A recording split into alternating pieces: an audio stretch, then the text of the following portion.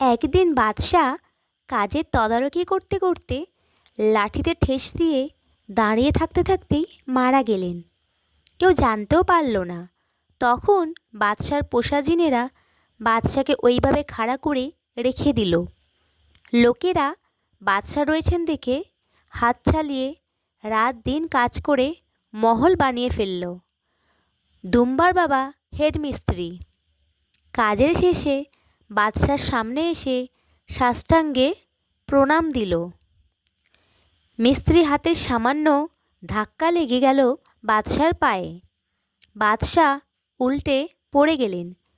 তখন দুম্বার বাবা বুঝলেন তারা কেউ বেঁচে নেই, তারা সব ভূত হয়ে গেছে।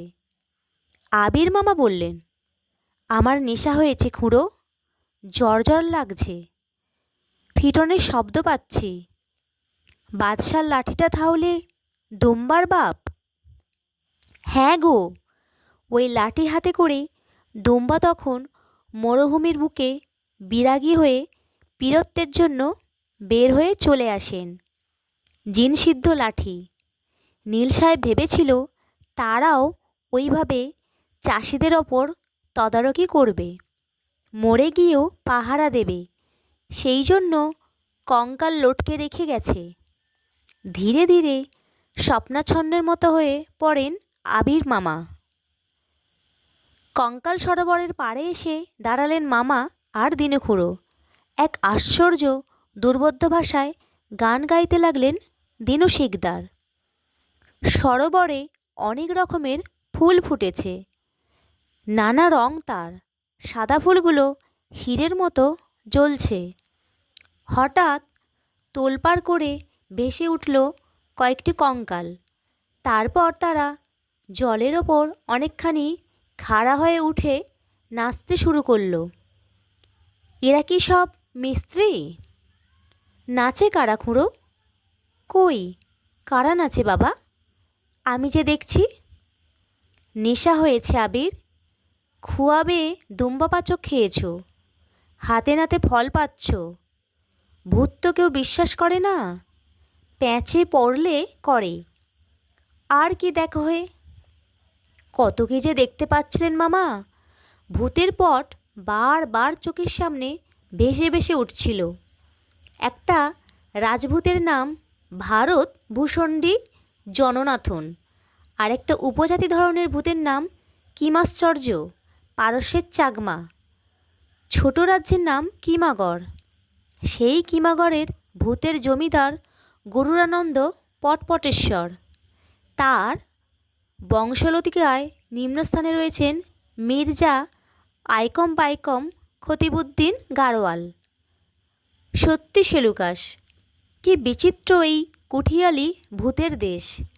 একটা দেওদার গাছের দিকে মামার চোখ চলে যায় সহসা। সরোবরের নাচ থেমেছে। আশ্চর্য পূর্ণিমায় মৃতেরা কি এইভাবে জেগে ওঠে? দেওদারের মাথার ওপর গোল চাঁদ ফটফট করে হেসেই আকুল।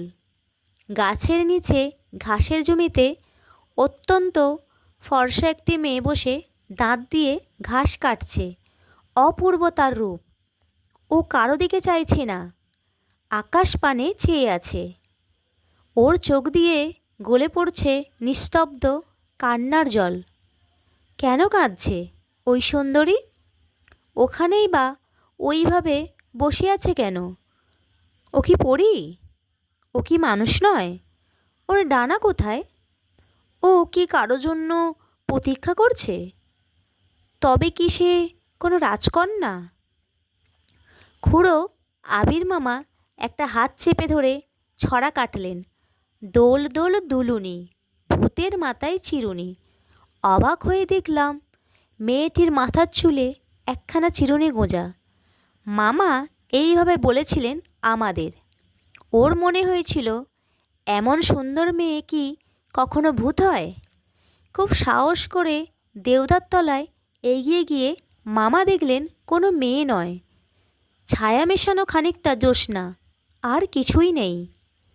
মামা এবার যথেষ্ট ভয় পেয়ে গেলেন। জ্যোৎস্না তাহলে নিজেই কখনো কখনো সুন্দরী মেয়ে সেজে বসে থাকে? পরী হয়, যদিও মাথায় গোঁজা থাকে ভূতের চিরুনি।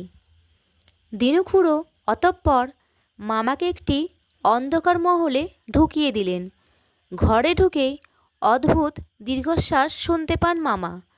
হাড়ে হাড়ে ঘা লেগে কেমন শব্দ হচ্ছে, কারা যেন কথা বলতে চাইছে, অথচ শব্দ ফুটে বের হচ্ছে না। ঘন ঘন শ্বাস পড়ছে। মামার হাতে লাগলো হাড়ের মতো শক্ত ধাঁচা একটি। বুঝতে পারলেন শূন্যে ভাসছে মানুষের কঙ্কাল কয়েকটি। কী দিয়ে টাঙানো আছে অন্ধকারে বোঝা যাচ্ছে না। ওই ওপরে ঘুলঘুলি দিয়ে সামান্য জ্যোৎস্নার আভা আসে, তাতে কঙ্কালগুলোকে আরও ভয়াবহ মনে হয়। ফিসফিস করে উঠল কারা, কানের ওপর শ্বাস ফেলল কে, হি হি করে হাসছে একজন। কোনো একটা অদৃশ্য ফোকর বা গবাক্ষ দিয়ে খুব হাওয়া আসছে মনে হয়। কে যেন বলল, আমরা সব খেটে খাওয়া মানুষ বাবা, আমার নাম তোরাপ, নাটকের লোক, দীনবন্ধুবাবুর নাটক মনে নেই? এখানে চাষি বউ খুব নাদান হয়, কাঁদে গো। আবির লাল কঙ্কাল ঠেলে ঠেলে ঘরের মধ্যে পাগলের মতো ঘুরতে লাগলেন। বাইরে দুর্বোধ্য ভাষায় চিৎকার করছেন দিনুখুড়ো। কাকে যেন আয় আয় করে ডাকছেন। মনে পড়ে গেল গজিনের কঙ্কাল ভক্ষণ করতে আসার কথা। কঙ্কাল ঠেলতে ঠেলতে ঘেমে উঠেছিলেন মামা। গায়ে এসে আছড়ে পড়েছিল তারা, কপালে লেগে ঝনঝন করে উঠেছিল। হঠাৎ চড়া গম্ভীর গলায় কে যেন বলল, স্কাউন্ডেল, পুয়োর কাল্টিভেটর, আমি তোমার কলিজা খাবে, আমার দণ্ড দিয়া প্রহার করবে, কিল করবে।